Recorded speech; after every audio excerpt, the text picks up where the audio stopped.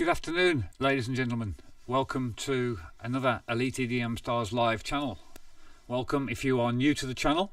Welcome, and I hope you stay around and check out what we've been doing with the channel. I'm growing different videos every week, just trying to break it down to small 1 hour bite-sized chunks. And so today we are going to be focusing on sub bass. For the last 2 weeks I've been doing sessions on bass programming for mainly house bass lines, sort of showing you patterns from using a book, using the Secrets to House Music Production by Sample Magic, and I've been using their content to sort of just relay information back to you on how to get started, and then showing you how to sort of take that content further, because some of the examples were not brilliant last week, what I've shown you and the week before. So some of the examples were good, some weren't, and I was sort of showing you how to expand on that. So in this session we're actually going to be focusing on sub bass and how to create a stereo bass from using your sub and making some more harmonics in the mix and stuff like that, and how to sort of use your sends to split the different signals and create some stereo movement on the bass as well. So I've got some slides. There's about 15 slides, well 12, 13 slides to go through. It's not much content, it's broken down to small pieces, so we're going to go through the content first and then move over. So I'm going to switch over. So let me just switch to my side view cam, and we're going to go straight into the slides. Okay, so developing your own house music style, that's what I've been covering over the last couple of weeks. And this session, as I've mentioned, it's covering sub bass characteristics and stereo bass. So sub bass, it's the heart pounding energy of the sub is what makes the dance floors rock, but don't go too low. Where the main bass line is heard in the mix, the sub is felt. The extra throb of the sub locks down the bass end, providing additional depth needed to balance a banging kick drum. As noted in a previous session, the sub is relatively recent addition to recorded music, and it was made possible in advances of sound generation technology. It sits 1 or 2 octaves below the main bass line. Exactly where will depend on the key of the song, the note used for the bass riff, and another important factor, the limitations of club speaker systems. Okay, so like studio speakers, club systems only go so low, although some reproduce sound as low as 30 Hz. The vast majority start to drop away above that. So this has clear implications when programming the bass, as there's no point creating a bass line that a club system won't play. So on a MIDI keyboard, C2 lies at around 130 Hz and C0 lies at 16.35 Hz. So C1 reproduces at 32.7 Hz frequency. That will play on only the best club sound systems. So to be safe, it's a good rule of thumb to make sure that the lowest sub bass notes, E1, around 43.65 Hz, a frequency produced well on all but the very worst club rigs. So see the frequency note table. There's a frequency chart there. So you see every note on the keyboard has its own frequency. Knowing a note's frequency allows you to make informed decisions about how to tune a bass, where to make EQ cuts and boosts. Gentle EQ boosts on a note's fundamental frequency can sound great, particularly with bass. Use this chart as a basis for your decisions. Here is C4 is here C4 is the middle C key. So apologies for the camera picture where it says my Samsung mobile at the bottom there. Just took a quick snapshot rather than scanning it. You can see there that the different frequencies. So as a good rule of thumb, I mean, E0 is probably about the lowest you should really go.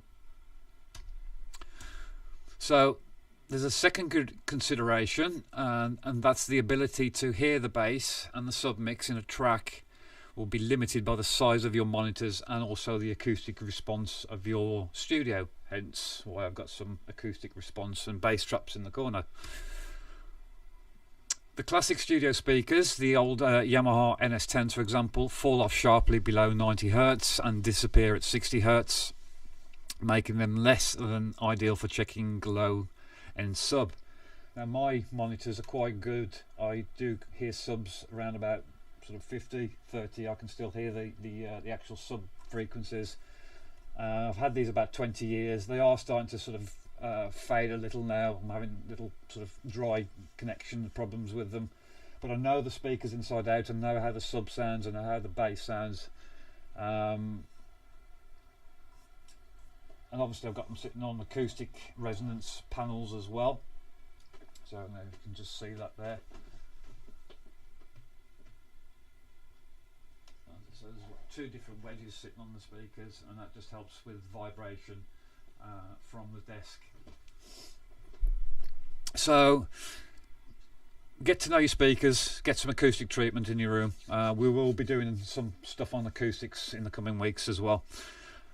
Check the frequency range of your studio monitors. If they don't extend down, it can be more efficient to plot a baseline within the limitations of what you can actually hear yourself. And even if you don't have great speakers, it is still good practice to check the sub energy visually using a frequency analyzer plugin. So the more knowledge you have about the important low ends, the better your final mix will be. So creating sub bass. For a simple supporting sub bass that lies below the main bass line, use a single sine wave, as it doesn't have any harmonics to interfere with the tone of the main bass. If you want to want the sine wave to provide the main bass sound as well, then you'll need to increase the harmonic content to give more balls in the mix. To do this, send part of the signal via send using an overdrive or a distortion unit. You can do that, or you could add a triangle wave maybe into the mix. Just turn it down slightly, 1 octave higher on your synthesizer, and that will add some extra harmonics in there and just sort of tune them out and EQ to suit. This is a quick but highly efficient way of introducing additional harmonics if you use the send option. Effect plugins such as the PSP Vintage Warmer, Chrysonic or N-Ecstasy, and even Logic's Clip Distortion help to heat the sub. So as I mentioned sometimes a triangle, saw or square wave I use as a sub instead. And what we do is just roll off the high frequencies using a low pass filter, and then it still leaves some of the harmonic content. Like I mentioned, if you drop one of the saw waves or a triangle wave an octave, or a square wave an octave higher, and then just roll off some of the frequencies, you will get some harmonic content. Introduce then distortion unit and you will get more harmonic content. But it is important to consider the impact of their extra harmonics in the mix. So a little sub bass tip is, because sub bass sits so low in the mix, it can be hard to hear the tuning errors. So open up a score editor to see if any notes look out of sort of position, or briefly transpose the sequence a couple of octaves higher to see whether it works in those octave ranges. So a note on sub headroom. It's important to find the right balance between the sub and the main bass volumes. If the sub supports the main bass line, first balance the volume between the main bass and the kick, then slowly bring the sub until it's just about audible. So again, it's just mixing it up, get your kick and your mid bass range right, and then just bring the sub in until you can just about audibly hear it or feel it, depending on the type of sub that you're using. So it is if it's a very deep sub, you should only be able to feel it, adding extra weight to the bass, and not be audible in the mix, as I just mentioned. And the trick is to make the sub sound loud enough to supply valuable sonic energy, but not so loud that it starts to dominate in your mix. If you max out the amount of volume available on the channel, there will be no headroom for other sounds in the mix. So ironically, adding too much sub results in a mix that doesn't sound as loud and punchy as it could if it had less.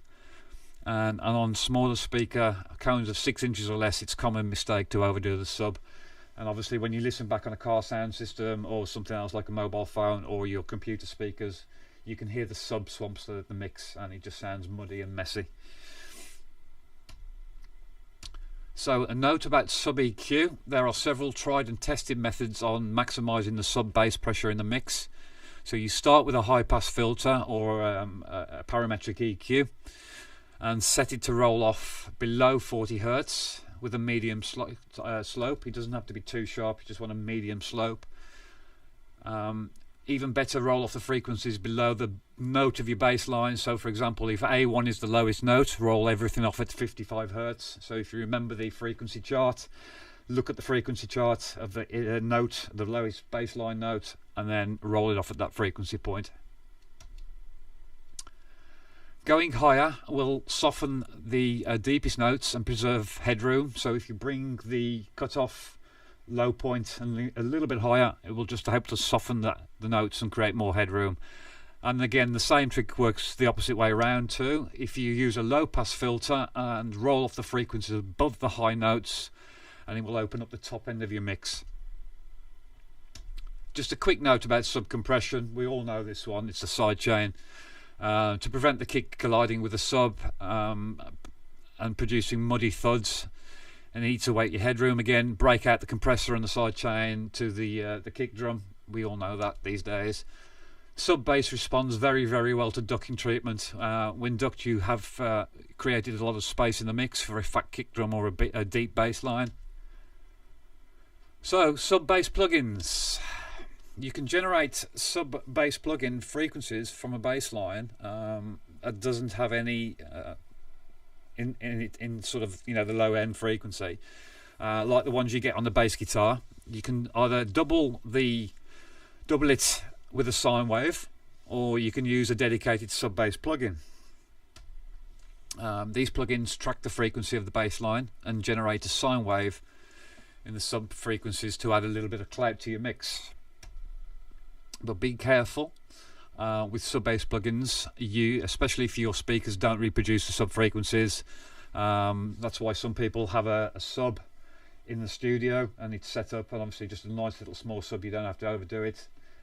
So if you do want to monitor your sub, you need to obviously set up a sub system in there, and that will help you understand what's happening in that sub area below 30 Hz.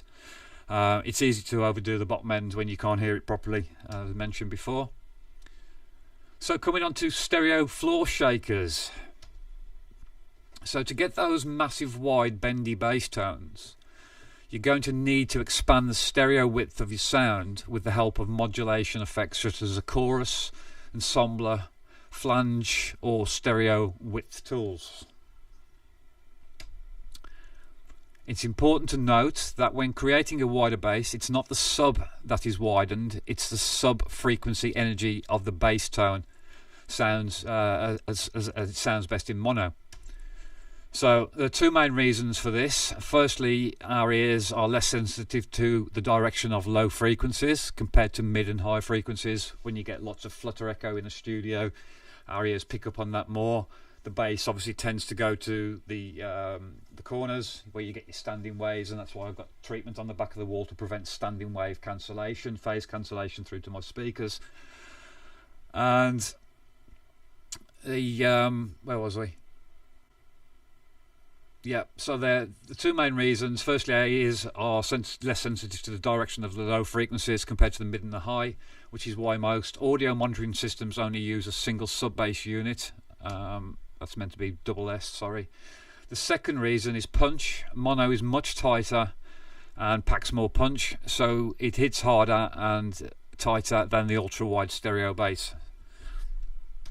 So again, I do apologise by the spelling of bass there. It should be double S. Wide bass comes from a happier medium of the mono sub and stereo upper bass.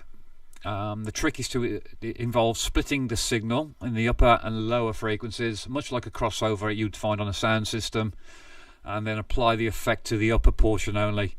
So we're going to see the bass walkthrough shortly. I'll come to that at the end of this, and then we'll go through an example.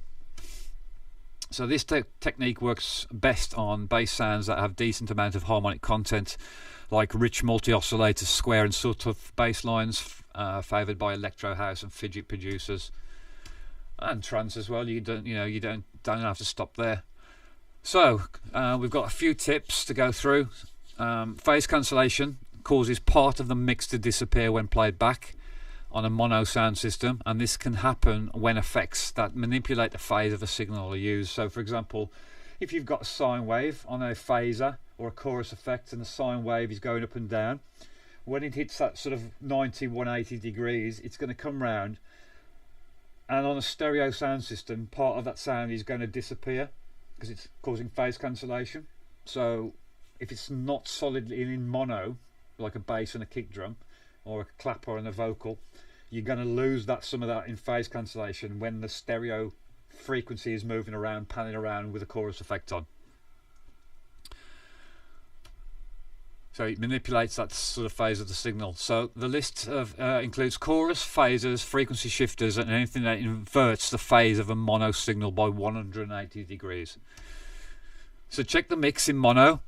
That's why I always put a mono on my bass channel, and I always put mono on my master out to check the signal in stereo and mono. I was teaching somebody earlier on today. They had a DJ mixer for a family member, and I was teaching them how to sort of mix and use their EQs and split and understand what the frequencies patterns move for, and the LFO and high and low pass filters.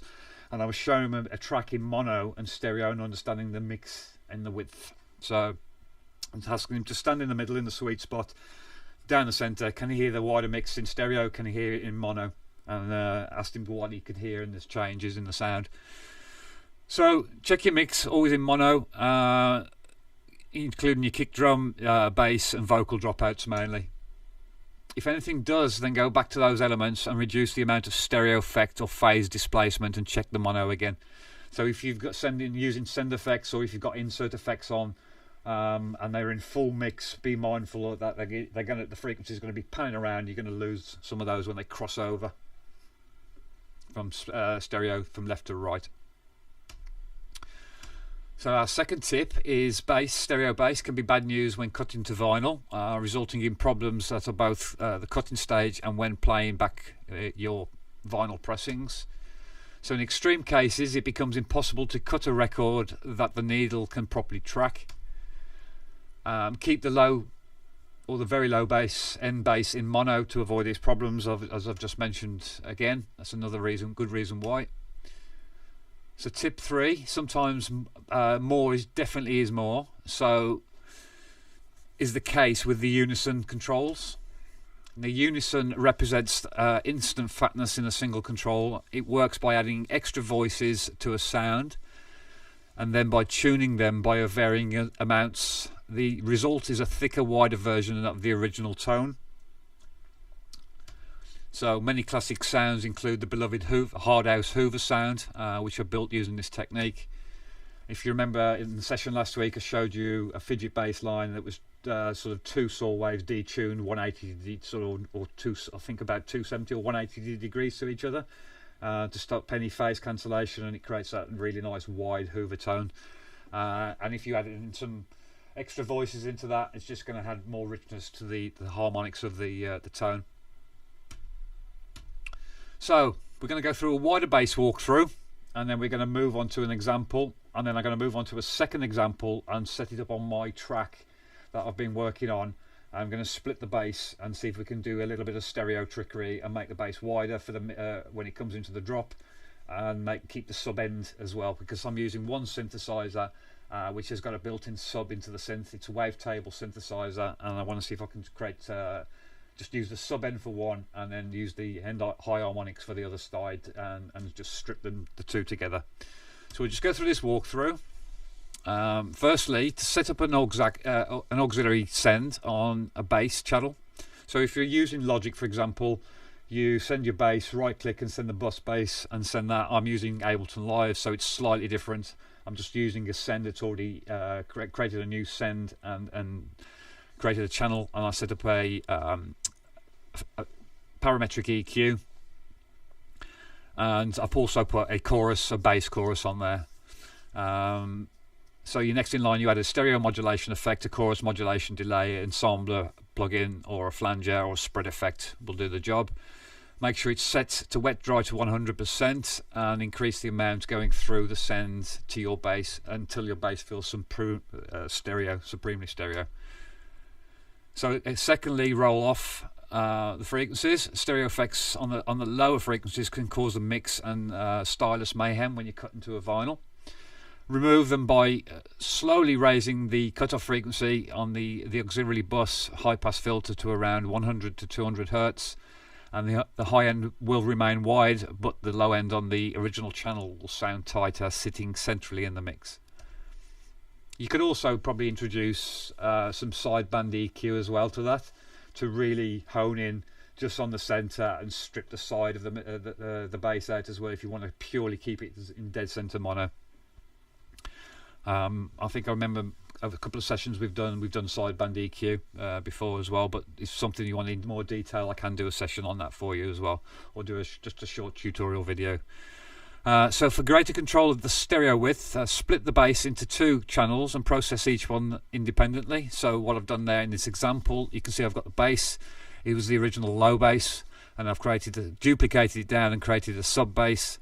I've split those, I've put different settings on there, and we'll show you that shortly. Use 2 auxiliary sends on the bass, set to pre-fader rather than post-fader, with the volume set to 0, so make sure that your volumes are set to maximum so that you're getting the full mix coming out.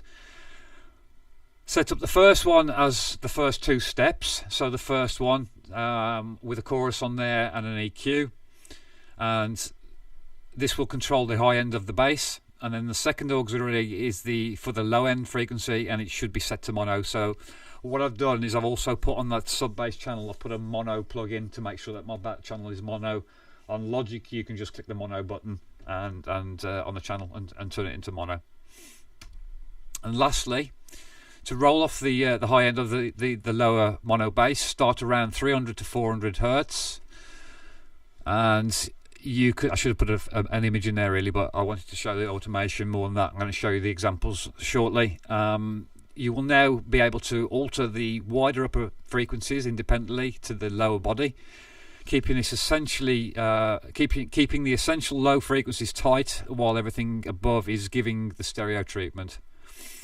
Automate the cutoff points of the chorus depth and also the cutoff point frequency point of your EQ, and also the chorus depth to add movement to the stereo bass. So I'm going to show you that on the electro bass that I messed around with last week, just to show you what it's doing to the higher frequencies for quickness.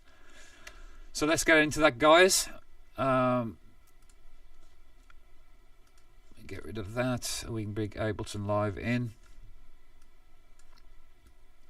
and let's just strip this down so that that's there. Make sure you can see what's going on real estate wise.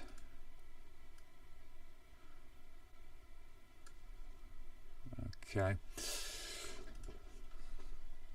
So yeah, this is an example I was doing last week, and then I went away and messed around with it, just playing it. I did a Facebook session just afterwards, and I messed around. And what I've done, I've tried 2 different ways of sending the send. I've grouped all these bass sections here.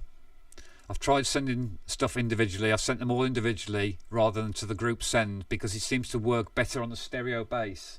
Send it to the individual instruments rather than the actual whole group. Seem to get more of a better, richer effect. And on this one, I've not sent anything to the send. I've got send D. I've got send D on that one, and I've got send C on that one. So I've got 2 different effects. So on this channel here, I've got my EQ. I've put a bit of Q bump there, on the frequency, just to, so when it sweeps, you can see it's just going to bump and sweep across a little bit of the frequencies range on the EQ. It's just going to sweep and tickle the frequencies in real time. And that's all that's doing. The automation. Where's my automation gone? That's very bizarre.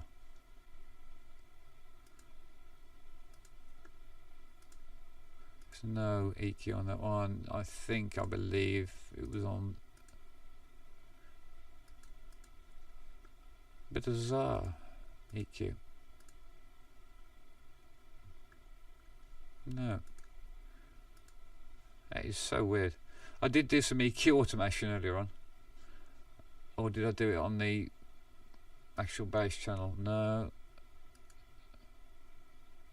I think I did it on this part here. Did I? Just bear with me, guys. Sorry, 1 second. I'm just trying to find where I've got the EQ automating on one of these bass lines. I must not have saved the mix. I must not have saved what I was doing when I did it actually in the mix. So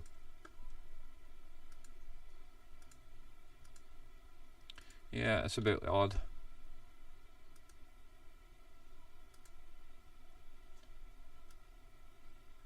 It's not that one.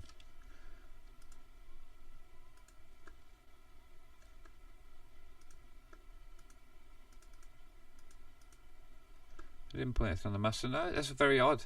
I seem to have lost some EQ, guys. Oh well. Anyway, we can do that again very, very quickly. But I'm just going to go through and set it up and show you the two different sounds on here now.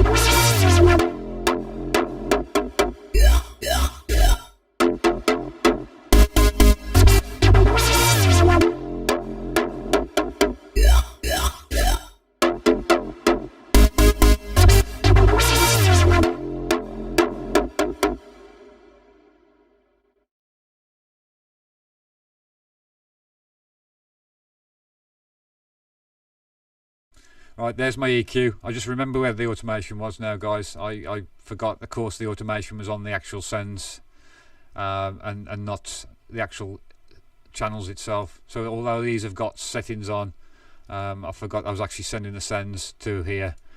Sorry, it's been a long day. But that's the case. So what I'm going to do, as I say, I just wanted to show you that. So that's set up there with a low pass on there. I've got a bit of a stereo chorus on there. You can try it with and without. That's just to make sure that the bass is in mono. That's filtering down the, should more be in that direction really, but filtering through.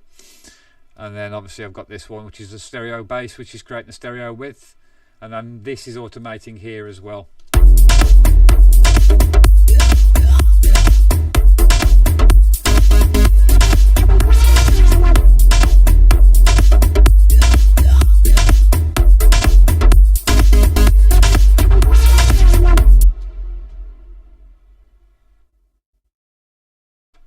Okay, so we're going to move on to my other track, and what we're going to do is we're going to split this up. I'm going to try and keep this session, as I say, below an hour today. We've got half an hour left, so I'm just going to go in to my other track. I'm just going to change over this session, so just bear with me a sec.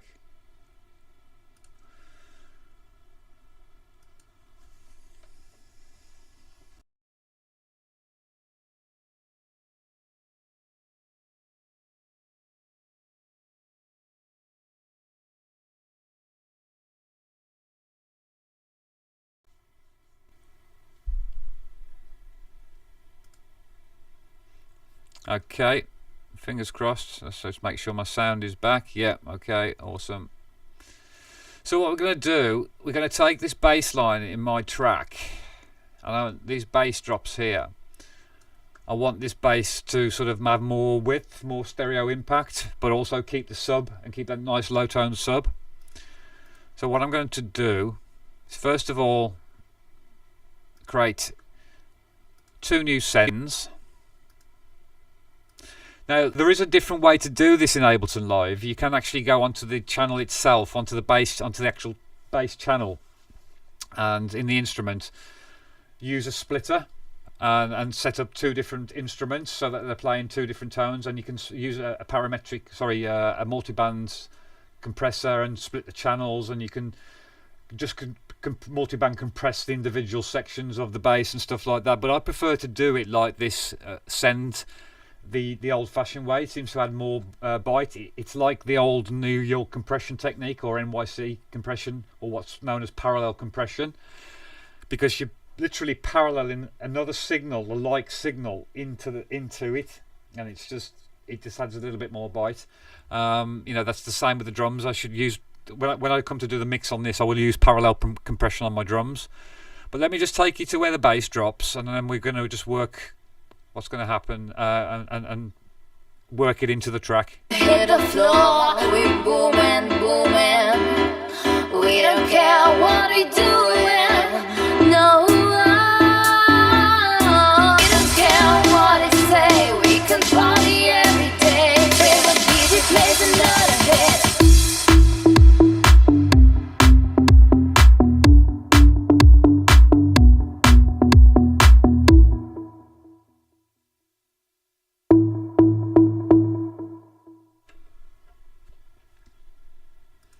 Okay guys, so that's my bass, and this is what I want to do with it. So we're going to duplicate it.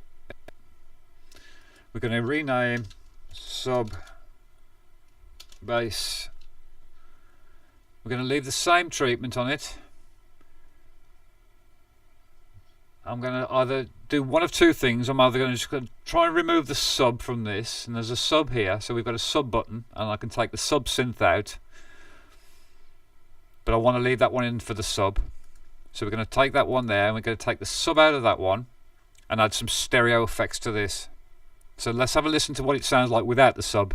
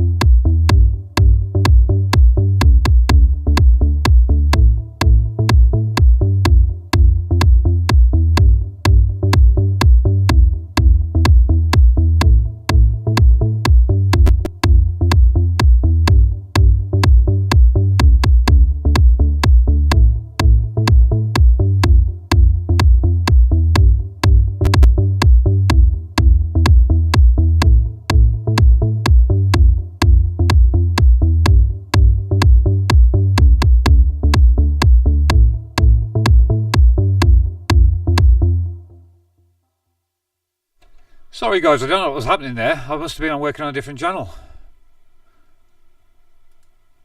Oh yeah, that's right. So I'm just adding this now, EQ and stuff. So I've got to lower this out. I've got to just put a low into there as well. This is going to then be fed. I'm just going to put a bit of a chorus. We're going to come to modulations. Sorry, no, pitch modulation. We're going to come to chorus ensemble effects, and we're going to put a chorus bass on the sub. And then we're going to put set up the next send. I'm going to put a deep feedback ensembler, I think, a warm ensembler. Let's try that one. And I want an EQ.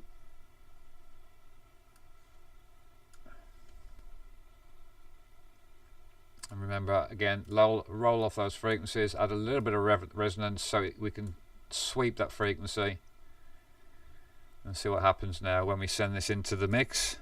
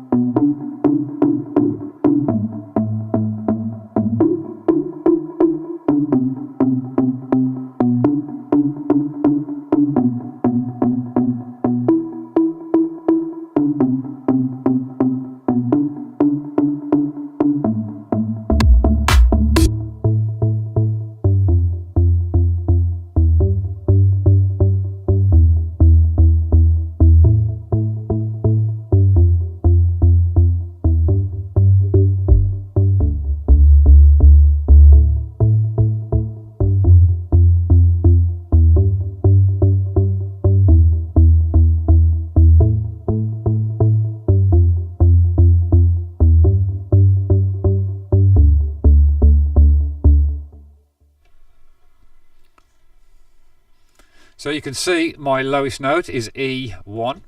So if you remember back from the notes, E1 was what? 55 Hertz. Shall we just double check?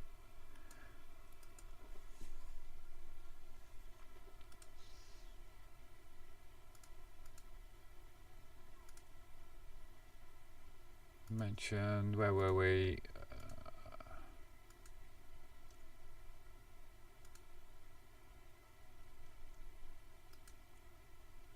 Yeah, so 50 E1, look at the chart, we go to E1,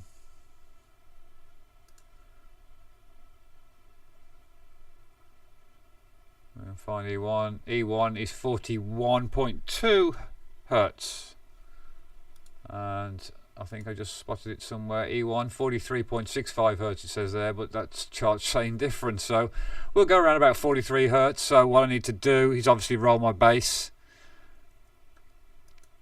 my sub, make sure I've got an EQ on there, which I don't have, so we're just going to drop an EQ. We'll drop it here before everything else and roll off my sub, just a soft roll. It doesn't need to be a sharp one, sorry, wrong one. Soft roll off. And what was it?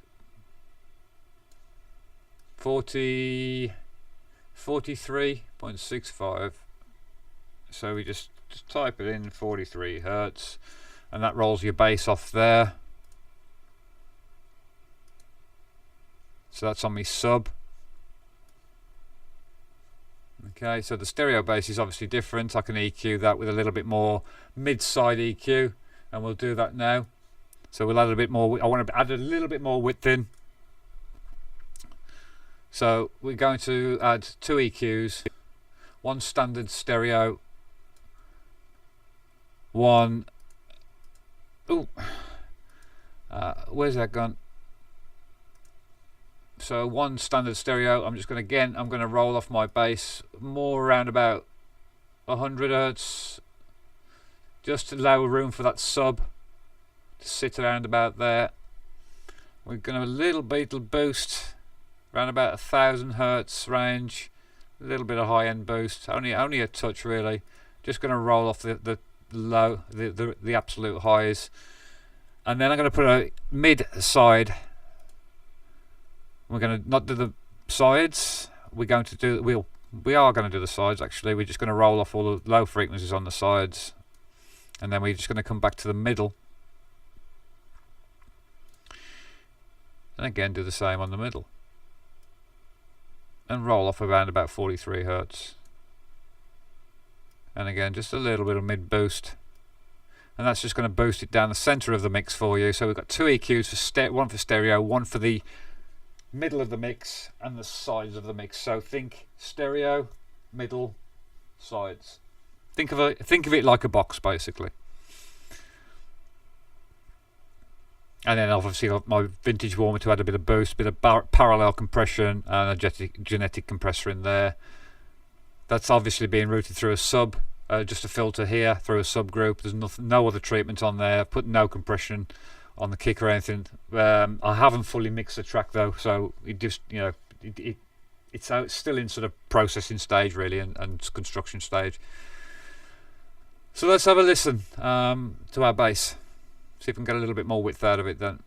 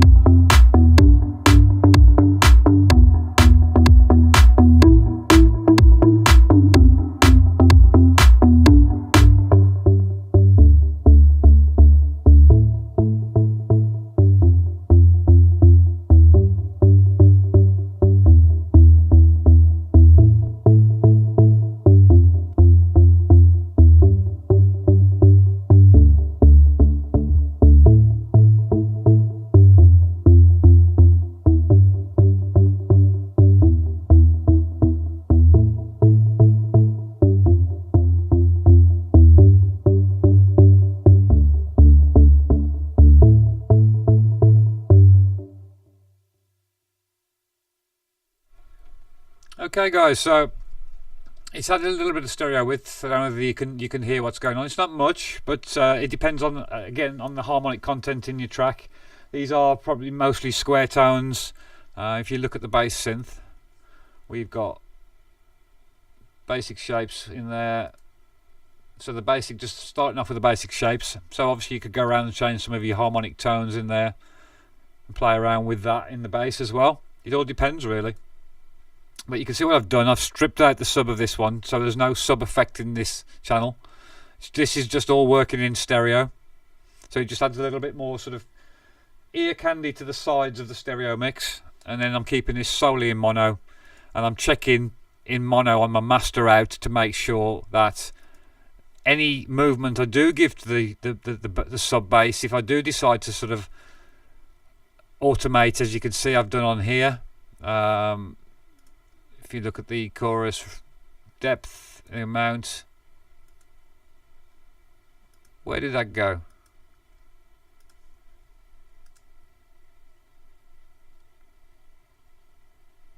That's bizarre. I could have swore I automated that just.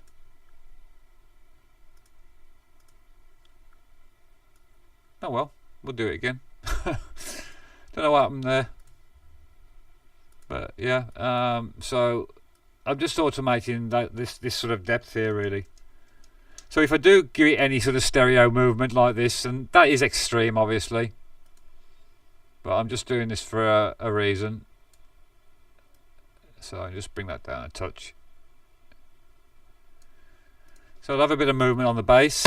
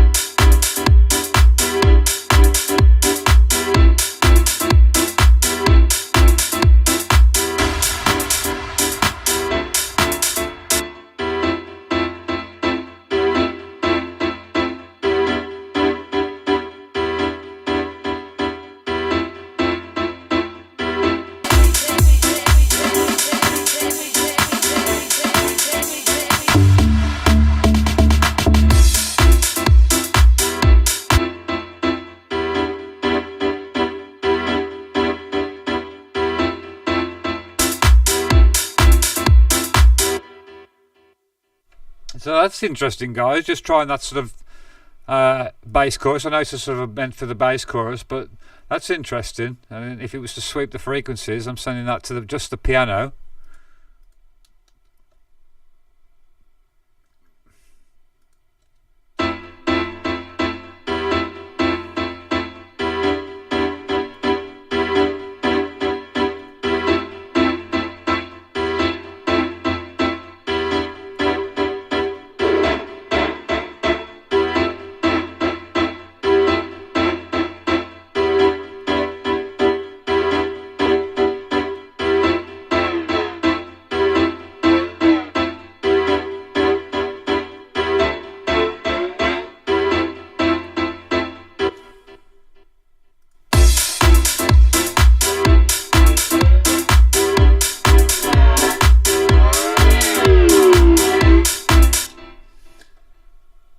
I know that's a little bit extreme, so apologies for that. But I couldn't resist that one. But yeah, you sort of get the message, guys. So I hope that's been useful. So in the next session next week, I shall be covering some bass in the mix, EQ, compression, overdrive, and things like that. And then once we finish this bass session, I'm going to be moving on to more synthesis, using sound design synthesis. Like I say, I've recently partnered with Arteria, and yesterday I got my access to the Arteria plugins. They've given me access to their full collection for me to demo and do videos and tutorials with. So I'll be coming up with some content for that soon, and also I shall be probably doing more in-depth videos going over individual synths and plugins with that, but also I want to introduce some of those plugins into this synthesis and sound design, hopefully, as part of this developing your own individual style. And for that, as I say, I'm going to be doing some other stuff like on creating your own effects with synthesizers, the chords section, the ravey sounds, the arpeggiated sounds, generally pretty much everything that's going to sort of give you the sort of musical bed that will complete a track for you, and get you really sort of creating your own sort of sound design. So that's the next session after we've finished this next week. So this will be the final bass session next week. Sort of bass in the mix, EQ, compression techniques. Most of them are self-explanatory. We've gone over some just as we've gone through this sub bass, so tweaking your sub bass.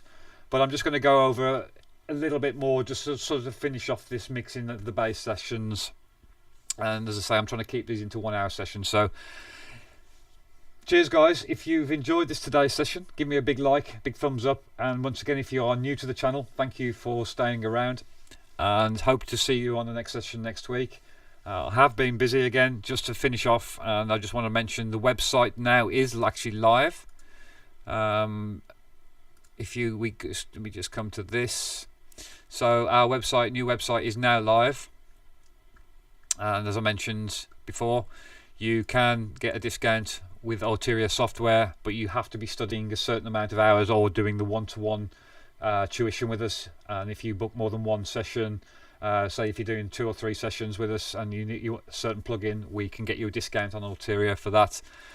And also the discount if you're doing more than 20 hours part-time tuition with us, we can get you a discount, education discount on Ableton Live as well. So it's up to around about 40%, I think, something like that. So yes, this website's live, guys. I'm just finished my book this week, and I'm now started to test record the first videos yesterday for the course. This is the first course. It'll probably be a 1 or 2 week course, so you can probably complete it within 2 weeks. There's 4 modules. Just to give you a bit of an insight what it's going to be, and obviously there'll be a book. I'll obviously give you more information as that's available, and there'll be marketing landing page for that as well coming soon.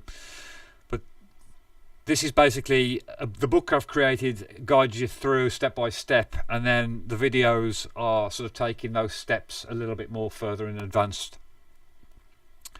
So you've got a guide, a book that will help sort of guide you along, to accompany you in the step-by-step instructions, and then you've got obviously the videos then to go along with that, and mixing, mastering, and then obviously a final video at the end there. So that's what's coming soon, guys. I'm just hopefully just going to start recording those videos next week.